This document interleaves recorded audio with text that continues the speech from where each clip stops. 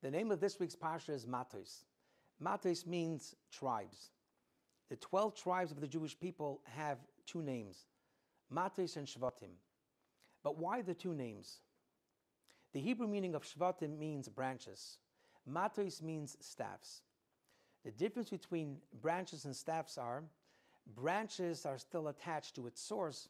It's soft and fresh, and when you look at a branch, even after it's cut off, you can tell its source, where staffs are dry and hard. They're totally detached from the source. When you look at a staff, you cannot trace its source.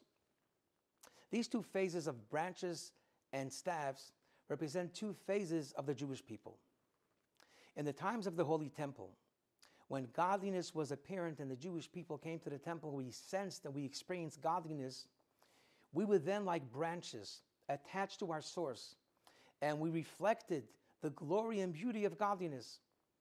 But then when the temple was destroyed and we were sent into exile and the godly light went into hiding, we became staffs detached from our source, at least on a conscious level. But what's the purpose of exile? The Kabbalah teaches that every descent is for the purpose of the great ascent that follows. Staffs have one advantage over branches, and that is its strength and power.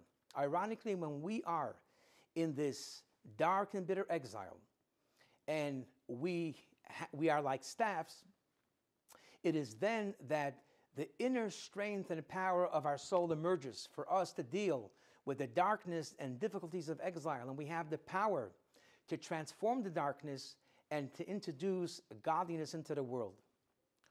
Just like the world has just witnessed the horrors of the boys being stuck in the depth of the caves in Thailand.